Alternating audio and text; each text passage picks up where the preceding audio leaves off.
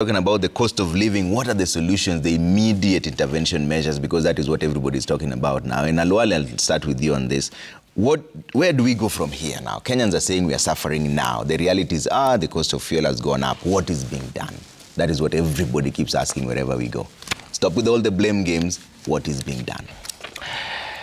We are in a bad place, not as a government or as a nation, but today the entire world is faced with economic recession. Many reasons, but the most challenging was the 2 years when the world stopped working, thanks to COVID-19. Yeah. So we have to go through this phase of economic recession. It has happened in history, and as we learn from history, the world always comes out of recession.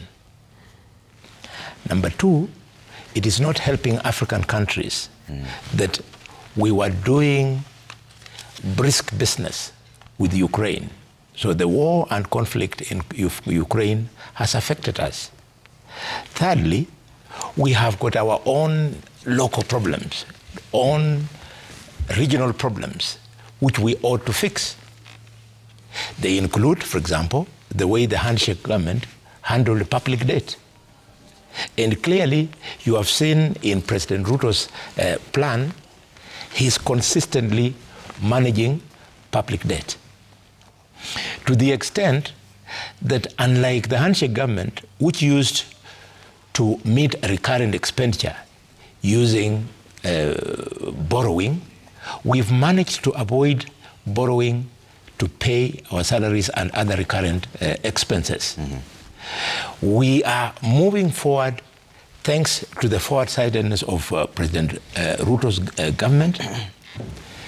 We've been able to release all the money that is owed to county governments, and we are paying them every 15th of the month in the new financial year. We have released money to all people who did business with Constituency Development Fund, billions of shillings. It's been released. And we have been able to move the country during the very difficult times when people had gone to their farms to plant, gave them cheaper fertilizer. Pamba harvest is now on the table. The food basket of Transoya now is starting to harvest this time, things are going to become better. But what is more important is that there is cabinet.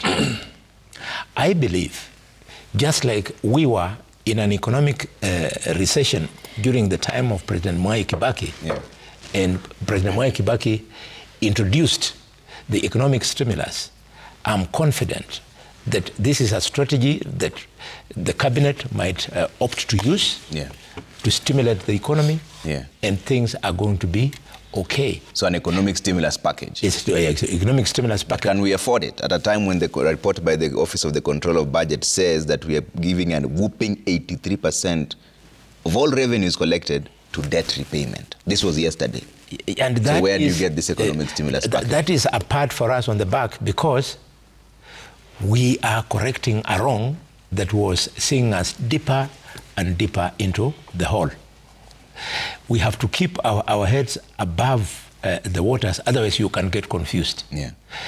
If you don't pay that debt, as they say, public debt enjoys the first charge on the consolidated fund. So if you don't do that, our country can default on those debts, and then we'll have gone even deeper into trouble. So we are moving well.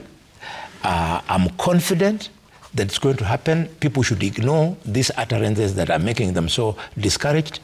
The senator of Nairobi has said it correctly, that the rise in VAT has contributed to this problem. But let me remind him that economic issues are so complex. They rely on so many factors that it cannot be VAT alone. If it was VAT alone, the other countries like Tanzania, like Uganda, Rwanda, and even in Africa in general, where the petrol price is also high, they have not raised their VAT. by a similar mind. So it cannot be just the VAT alone. It is a multifactorial challenge which we have to meet with our eyes open and when we are sober. Okay, I'd like to hear your thoughts.